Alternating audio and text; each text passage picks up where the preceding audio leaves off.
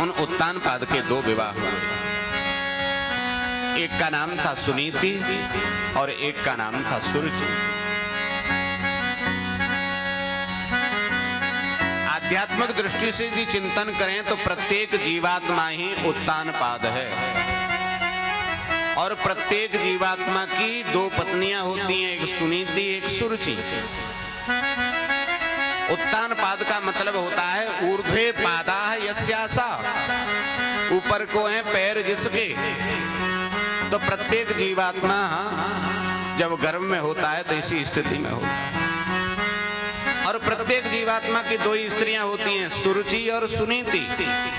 सुनीति कहते हैं सुष्ठु नीति यस्यासा सुनीति, सही प्रकार की नीतियां जिसकी हैं। और सुरुचि कहते हैं स्वस्य रुचि सुरुचि, अपनी मन मर्जी से।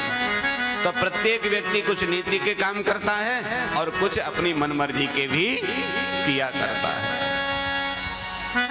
कथा की दृष्टि से यहाँ देखें तो महाराज उत्तानपाद की 2 रानियां, एक का नाम सुनीति है और एक का नाम सुरुचि है। महारानी सुनीति जो हैं वो तो परम विदुषी हैं, भगवान की भक्त हैं, किंतु इनके कोई संतान नहीं है। कुछ समय के बाद राजा उत्तानपाद एक और रानी को लेकर के आ गए। इनका नाम सुरुचि था। सुरुचि ने आकर के घर में सुनीति को देखा तो पूछा ये कौन है? बोले मेरी बड़ी महारानी, तुम्हारी बड़ी बहन सुनीति। सुरुचि ने कहा तो जो ये यहां रहेंगी तो मैं यहां नहीं रह सकती। सुरुचि के मोह पास में राजा उत्तानपाद बंध गए थे। सुनीति वहां से निकली और बाहर रहने लगी, ऋषियों की सेवा करने लगी। भगवान की कृपा से इनके यहाँ एक पुत्र रत्न की प्राप्ति हुई और इनका नाम ध्रुव रखा गया। बोले ध्रुव जी महाराज की जय।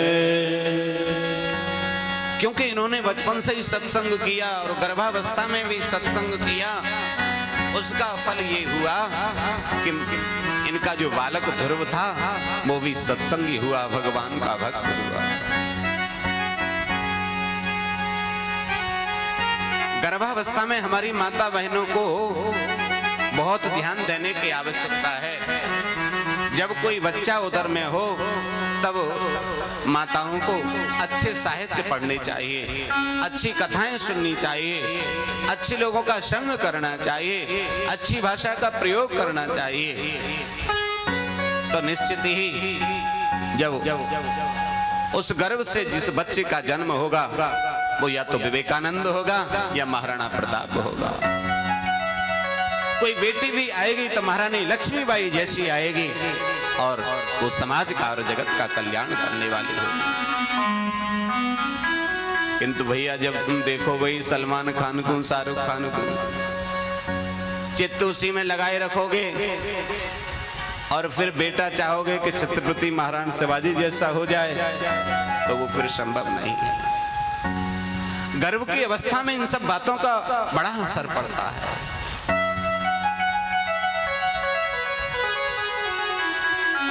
धीरे धीरे समय बीता। ध्रुव जी महाराज जो हैं संतों के दर्शन करते हैं, माता की सेवा करते हैं। कभी कुछ बहुत मांगते नहीं है, कभी कुछ कहते नहीं है। माँ जो पहना देती हैं उसी को पहन लेते हैं, जो खाने के लिए दे देती हैं उसी को खा लेते हैं।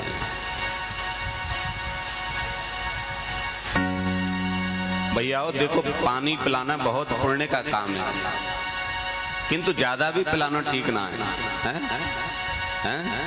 हम भी तो बैठे हैं देखो 4 घंटा ऐसे बैठते हैं, पानी की इच्छा भी नहीं करते।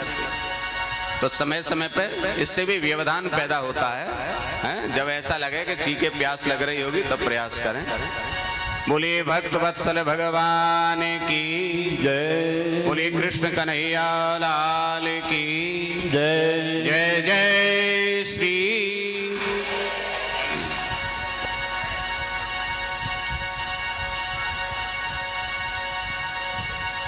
ध्रुव जी महाराज परमात्मा का चिंतन करते हैं, उनका स्मरण करते हैं।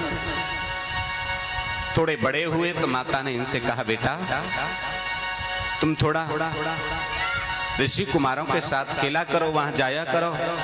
इन्होंने कहा, माँ आपको छोड़ करके कहीं जाने का मन नहीं होता है। आपको छोड़ के कहाँ जाएंगे, आप अकेले रह जाएंगे, कोई बात नहीं है। बहुत समझाया तो ऋषि कुमारों के साथ थोड़ा खेलने के लिए जाने लगे। एक दिन कुछ ऋषि कुमारों ने इनसे कहा कि तुम तो बड़े अभागे हो, तुम्हारी तो माता को ही तुम्हारे पिता ने त्याग दिया है। ध्रुव जी को ये बात सहन नहीं हुई। ध्रुव जी दौड़ करके मैया के पास आए, रोते रोते, माँ ये मैं क्या सुन रहा हूं, क्या बात हो गई बेटा?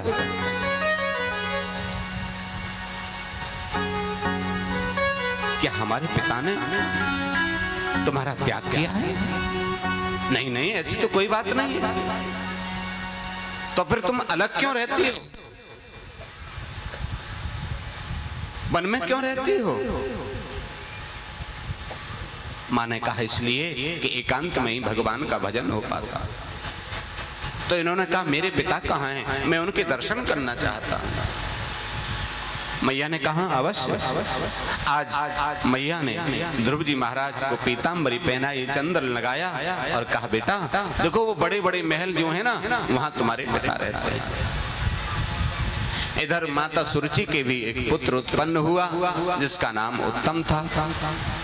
ध्रुव जी महाराज अपने पिता से मिलने के लिए जब गए, दरबार में महाराज उत्तानपाद बैठे हुए हैं, कुछ संत महापुरुष भी बैठे हैं, कुछ राजा महाराजा भी बैठे हैं, और सामने से एक छोटा सा कुमार मस्तिष्क पर तिलक धारण किए हुए, पीतांबरी धारण किए हुए चला आ रहा है। महाराज उस बालक के तेज और स्वरूप को देख करके खड़े हो गए, आगे बढ़ के गए, उसको तुरंत गोदी में उठा लिया, गले से लगाया। आप कौन हैं? आप ऋषि कुमार हैं? कहिए क्या आपको चाहिए? पिता की गोद से उतर करके पिता को प्रणाम किया और कहा, महाराज मैं आपका ज्येष्ठ पुत्र ध्रुव, मेरा पुत्र ध्रुव। महाराज गदगद हो गए, आके सिंहासन पर विराजमान हुए। आज ध्रुव जी बैठे हैं, छोटा जो इनका भाई था सुरुचि का पुत्र उत्तम, खेलते खेलते वह पिता की गोद में जाकर के बैठ गया। ध्रुव जी के मन पे आया कि मैं भी अपने पिता के दर्शन कर रहा हूं, देख रहा हूं, क्यों ना मैं भी पिता की गोद में जाकर के बैठूं। और जैसे ही ध्रुव जी महाराज पिता की गोद में बैठना चाहते हैं, तैसे ही वहां बैठी महारानी सुरुचि ने इनको पकड़ लिया और खींच लिया। कि कदा सुरुचे पुत्र मंगमारोप्य लालयन् उत्तमं नारुरुक्षन्तम् धुरं राज्याव्यनन्दत।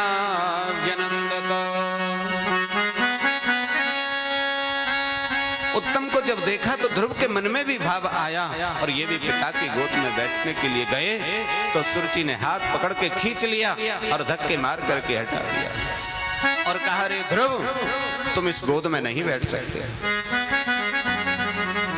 क्यों? मैं क्यों नहीं बैठ सकता? क्या ये मेरे पिता नहीं है? बोले, हाँ ये तुम्हारे पिता तो हैं, किंतु मैं तुम्हारी मां नहीं हूं। और सुरुचि ने कहा, तपसा आराध्य पुरुषम तस्यैवानुग्रहेण में, यदि इस गोद में बैठना है तो तपस्या करो और तपस्या करके भगवान को प्रसन्न करो, और जब भगवान प्रसन्न हो जाएं और वो वरदान देने के लिए कहें, तब उनसे एक ही वरदान मांगना कि मेरा जन्म सुरुचि मां की कोख से है।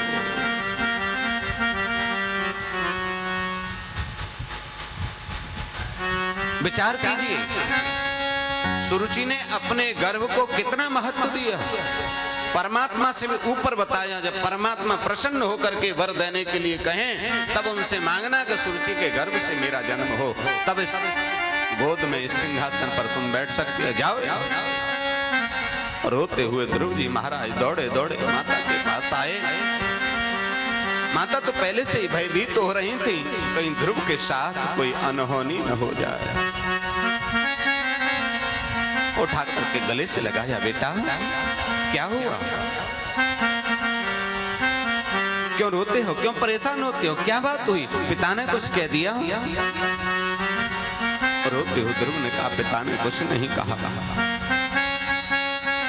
पूरी घटना ध्रुव ने बताई। माँ, मौसी ने मेरे साथ अच्छा व्यवहार नहीं किया। सुनीति ने कहा, कोई बात नहीं बेटा, माँ मंगलम तात परे सुमस्था उक्ते जनो यत पर दुख दस्तत। बेटा, जिसने जो किया है कोई बात नहीं, किसी के अमंगल की कामना नहीं करते हैं। और समझाया कि तुम्हारी मौसी ने तुमसे गलत क्या कहा, सही तो कहा है। तुम तो सामान्य पिता की गोद में बैठने की प्रयास कर रहे हो बेटा, उसने तो परम पिता की गोद में बैठने का आदेश दिया। और जिसका पुत्र परमात्मा को प्राप्त करने का प्रयास करे, वो तो कुल खानदान, उसके माता पिता सब धन्य हो जाते हैं। गोस्वामी जी ने लिखा है, पुत्रवती युवती जगसोई रघुपति भगत जास सुत होई। वह माता धन्य हो जाती है, वह पिता भी धन्य हो जाता है जिसका पुत्र भगवान का भजन करने वाला होता है। और माता ने कहा, बेटा तेरी माँ ने तपस्या करने के लिए कहा है तो तपस्या कर। कब करूं माँ? माता सुनीति ने कहा, इसमें विलंब करने की बात नहीं है कि काल करे सो आज कर, आज करे सो अब, देर क्या करना है, जो काम कल करना है उसको अभी करो। कल पर नहीं टालना चाहिए अच्छे कार्य को। धन्य है माता सुनीति, 5 वर्ष का बालक और तपस्या के लिए उसको प्रेरणा दे रही है। बेटा, इसमें विलंब नहीं करना चाहिए। यदि कल जाने का मन कर रहा है तो आज ही करो, आज जाने का मन कर रहा है तो अभी निकलो। आजकल की कोई माता होती तो कहती, बेटा क्या जल्दी है, आज करे सो काल कर, काल करे सो परसों। अरे धीरे धीरे कर लियो बेटा, अभी पड़ी हैं बरसों। अभी तेरी अवस्था कोई भजन करने की है, आराम से करना।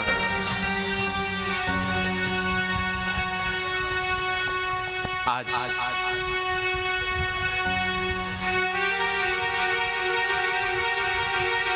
मैया ने ध्रुव जी को एक माला प्रदान की, पीतांबरी धारण कराई और कहा, बेटा जाओ परमात्मा को प्राप्त करो। माता को प्रणाम करके ध्रुव जी निकले हैं और जैसे ध्रुव जी निकले हैं, माता सुनीति धड़ाम से जमीन पर गिर पड़ी।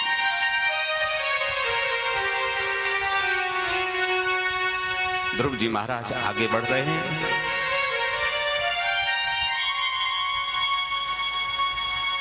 आगे बढ़े तो नारद जी के दर्शन इनको हुए। नारद जी ने कहा, कहां जा रहे हो बेटे? बोले, बाबा परमात्मा को प्राप्त करने के लिए जा रहा हूं।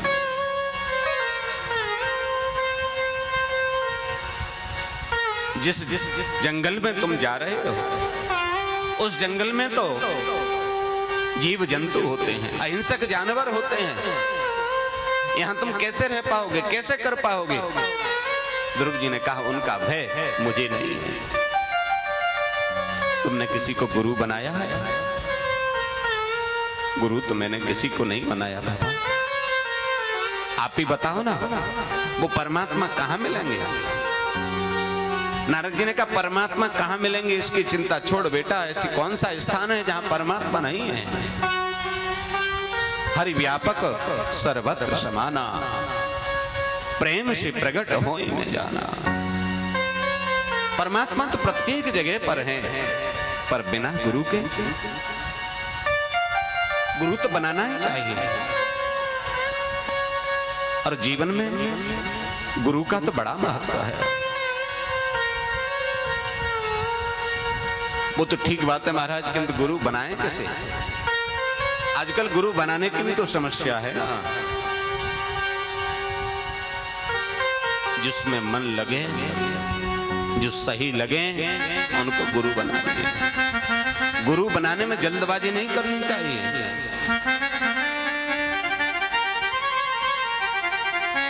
पहले बड़े बूढ़े लोग कहते थे ना, पानी पिए छान के और गुरु बनावे जान के।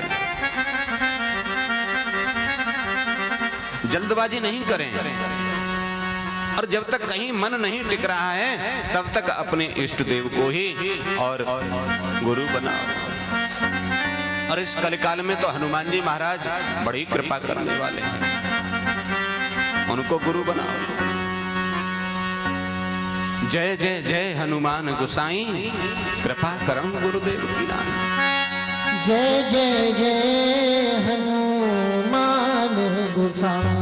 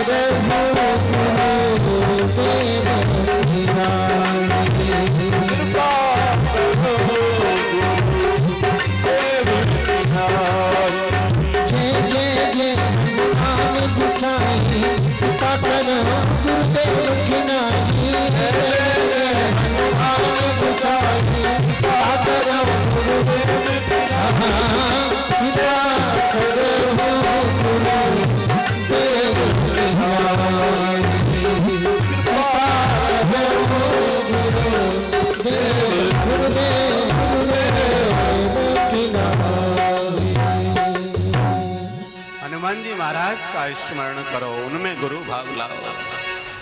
और इस कलिकाल में तो हनुमान जी महाराज जो है ना, वह निश्चित फल प्रदान करने वाले हैं। चाहे मेहंदीपुर बालाजी चले जाओ, चाहे सालासर बालाजी चले जाओ, महाराज साक्षात चमत्कार दिखने को मिलते हैं। वो एक प्रसंग आपने सुना हो, हनुमान जी की कृपा का प्रसंग, कि एक कुंभ के मेले में कुछ सज्जन लोग गए स्नान करने के लिए, कुंभ स्नान करे आए।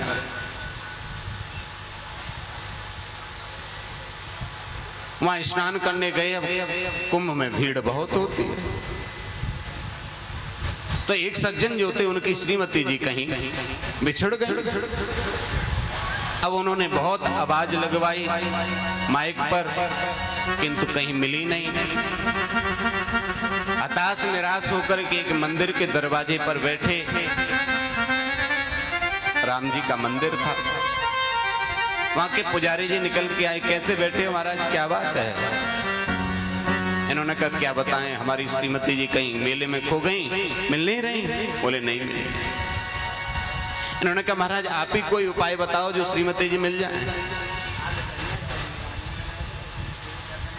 इन्होंने कहा कि ऐसा करो, सभामणि का भोग राम जी को लगाओ, राम जी कृपा करेंगे तो तुम्हारी श्रीमती जी तुम्हें मिल जाएंगे। मरता क्या न करता, बेचारे परेशान थे। इन्होंने कहा चलो ऐसा ही करके देख लेते हैं। शुद्ध देसी घी की सभामणि तैयार कराई महाराज, और लड्डुओं के बड़े बड़े थार भर करके लेकर के निकल करके जा रहे थे। रास्ते में हनुमान जी का मंदिर मिल गया।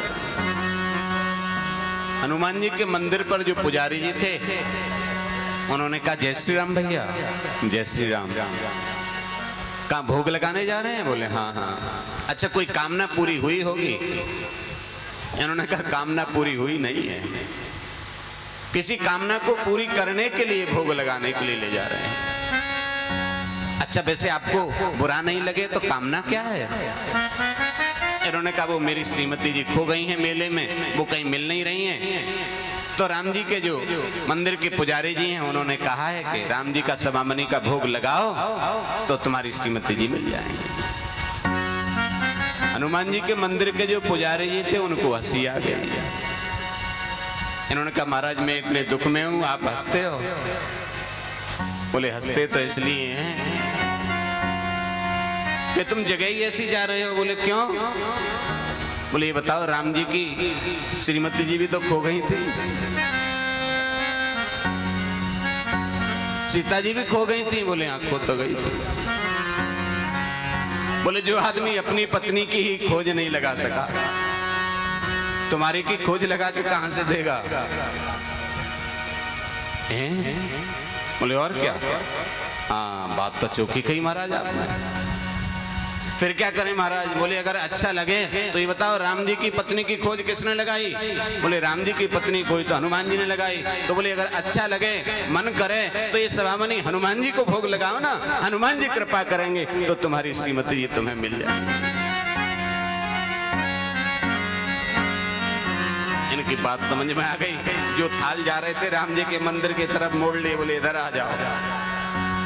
और हनुमान जी के सामने आज इन्होंने सवामनी का भोग लगाया। हनुमान जी के जो पुजारी जी हैं उन पुजारी जी ने पर्दा डाला और उसमें तुलसी पत्र डाले और तुलसी पत्र डाल करके इन्होंने हनुमान चालीसा को प्रारंभ किया और इनसे कहा देखो हाथ जोड़ करके खड़े हो जाओ, हनुमान जी से प्रार्थना करो। यदि आप सच्ची भक्ति से हनुमान जी से प्रार्थना करोगे तो हनुमान जी कृपा करेंगे, आपकी श्रीमती जी अवश्य मिल जाएगी। आज शनिवार है, बहुत अच्छा दिन है, आप भी प्रार्थना करो। जीवन में जो संकट हैं, कष्ट हैं, वो सब दूर हो जाएं और हनुमान जी महाराज कृपा करें। भाव से सभी लोग साथ में गाएंगे। गुरु चरण सरोज रज निज मन मुकुर सुधारि, बरनौ रघुबर विमल जसु जो दायक फल चारि। बुद्धिहीन तनु जान के सुमरो पवन कुमार, बल बुद्धि विद्या देओ मोहे, हरहु कलेश विकार। सीताराम सीताराम गाओ रे सीताराम सीताराम सीताराम सीताराम गाओ रे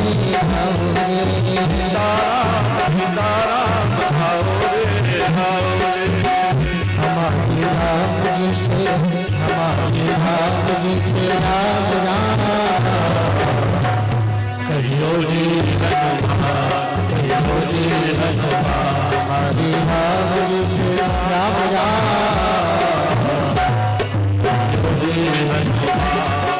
जय हनुमान ज्ञान गुण सागर कपीश तिन्ह को जागर राम को अंजन पुत्र पवन महावीर विक्रम बजरंगी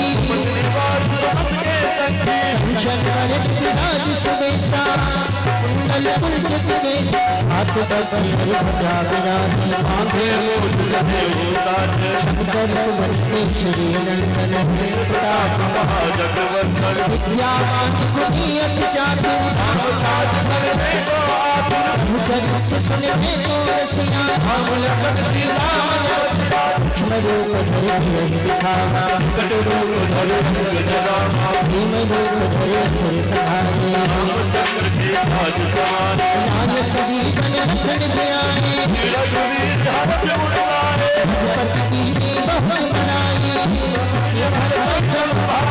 सुबरन मधुर सगावे जब ज्यादा निवेदन किया तो नारदस तदुपाकर्ण्य ज्ञात्वा तस्य चिकीर्षितम्। नारद जी ने जब उनकी जिज्ञासा को देखा तो सिर पर हाथ रख दिया और द्वादशाक्षर मंत्र का उपदेश उनको प्रदान किया।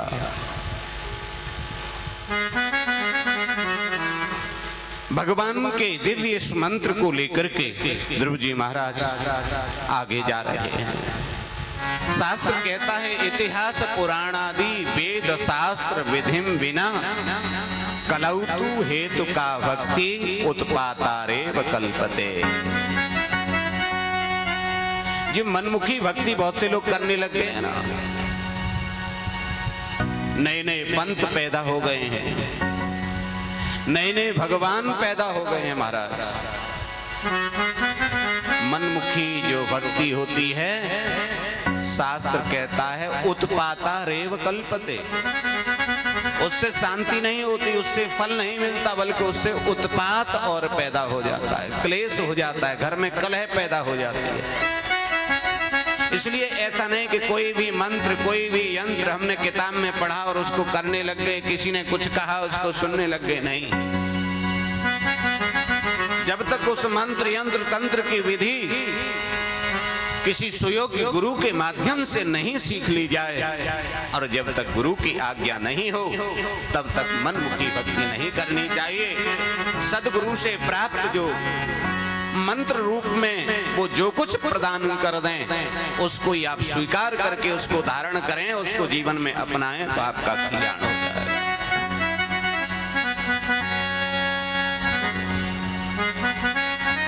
आज उस मंत्र को लेकर के और ये गए यमुना किनारे मधुवन में, इन्होंने तप जो है वो प्रारंभ कर दिया। एक पैर से खड़े हैं महाराज और तपस्या करने लगे। पहले महीने में ये 3 दिन बाद कुछ फलाहार करते हैं और भगवान का भजन करते हैं। दूसरे महीने में 6 दिन के बाद कुछ खाते हैं और भगवान का भजन करते हैं। तीसरे महीने में 9 दिन के बाद केवल जल पीते हैं और भगवान का भजन करते हैं। चौथे महीने में 12 दिन के बाद केवल वायु का आहार करते हैं और भगवान का भजन करते हैं। और 5वां महीना जब आया तो पंचमे मास्यनु प्राप्ते हितश्वासो नृपात्मजा ध्यायन् ब्रह्म पदैकेन तस्थौ स्थाणुरिवाचल। पंचमे मास्यनु प्राप्ते, 5वां महीना जैसे ही आया तैसे ही इन्होंने वायु का आहार लेना भी बंद कर दिया, श्वास अवरुद्ध कर ली। और जैसे ही श्वास इनकी अवरुद्ध हुई महाराज, पूरे संसार की जो प्राणवायु थी वो अवरुद्ध हो गई। हाहाकार मच गया। देवता लोग ब्रह्मा जी को लेकर के भगवान नारायण के पास पहुंचे। भगवान नारायण ने समझाया, चिंता न करो, मेरा नन्हा सा भक्त तपस्या में लीन है, मैं अतिशीघ्र जाता हूं। आज भगवान पधारे और जो दिव्य झांकी ध्रुव जी महाराज के हृदय में बसी हुई थी, उस झांकी को भगवान ने खींच लिया। जैसे हृदय से वो भगवान की झांकी हटी, चित्र हटा, ध्रुव जी तड़फड़ाने लगे और एकदम तड़फड़ाहट में आंख खुली तो क्या देखते हैं, जो दिव्य झांकी हृदय में थी वही सामने खड़ी हुई है। बोले भक्त वत्सल भगवान की जय।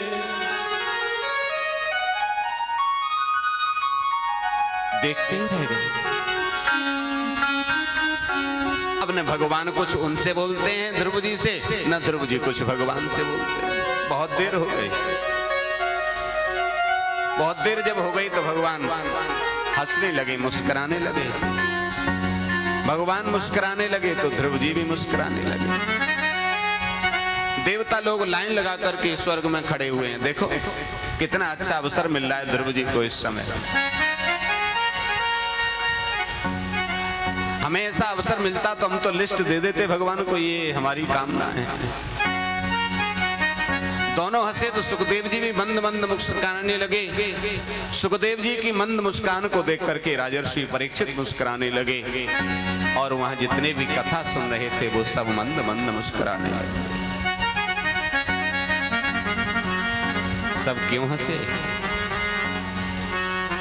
भगवान को तो बहुत देर खड़े हो गए इसलिए हंसी आ गई। देखो कैसा प्राणी है, कुछ बोलता ही नहीं है। ध्रुव जी को इसलिए हंसी आई कि मुझ पर कुछ बोलना आता ही नहीं है, तो बोलूं क्या? सुखदेव जी इसलिए मुस्कुराए कि देखो, एक भक्त के माध्यम से आज हमें भी भगवान के दर्शन हो रहे हैं। और परीक्षित इसलिए मुस्कुराए कि धन्य हो गुरुदेव, इस कथा के माध्यम से साक्षात श्री हरि के दर्शन आपने करा दिए। आज भगवान ने अपने शंख को लिया और ध्रुव जी के गाल से लगाया।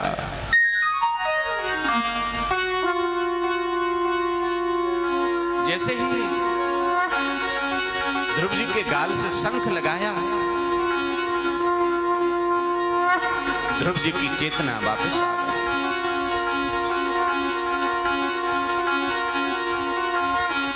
अब तो ये भगवान की स्तुति करने लगे। योऽन्तः प्रविश्य मम वाचमिमां प्रसुप्तां संजीवयत्वखिल शक्तिधरस्व धाम्नां। हे भगवान, आप सर्वांतर्यामी हैं। योऽन्तः प्रविश्य मम वाचमिमां प्रसुप्तां, आपने अंदर जाकर के मेरी सोई हुई जो वाणी थी, प्रसुप्तां वाणी, अंतः प्रविश्य अंदर जाकर के और उसको जागृत कर दिया। आप जगदीश्वर हैं, जगदाधार हैं। हे गोविंद, मैं आपको प्रणाम करता हूं। भगवान के लिए कौन सी बड़ी बात है। भगवान का तो स्वभाव ही है ये। मूकं करोति वाचालं पंगुं लंघयते गिरिं यत् कृपा तमहं वंदे परमानंद माधवम्। मूक होए वाचाल पंगु चढ़े गिरिवर गहन, जासु कृपा सु दयाल। ऐसे दयालु भगवान है। आज दिव्य प्रार्थना की, भगवान ने कहा कि वरदान मांगना। हाथ जोड़ करके खड़े हैं। क्या मांगो, क्या मांगो गोविंद। ध्रुव जी कहते हैं, गोविंद क्या मांगने की जरूरत है, आप मिल गए, अब रह क्या गया। कि हाथ पांव आंखें हृदय, हाथ पांव आंखें हृदय, आंसू और मुस्कान, अरे इतना तो सब दे दिया, अब क्या मांगू भगवान। इतना सब कुछ आपने दिया, अब आपसे क्या मांगना। भगवान को तो पता था कि सिंहासन पर बैठने के लिए इसने तपस्या की थी।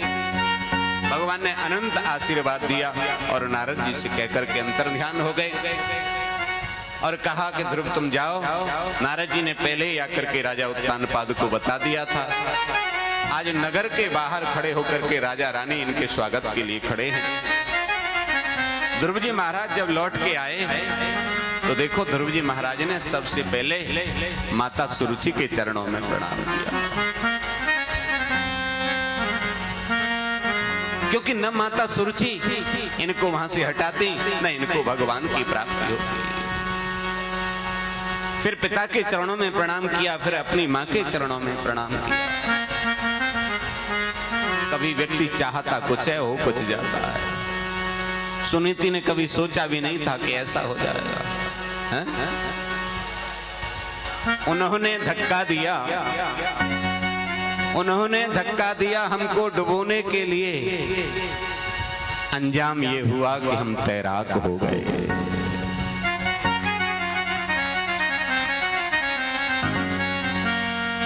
उन्होंने कुछ सोचा था, कुछ सोच करके व्यवहार किया था, और यहाँ ध्रुव जी परमात्मा को प्राप्त करके लौटे हैं। आज सिंहासन मिला है और 36,000 दिव्य वर्षों तक ध्रुव जी महाराज ने राज किया।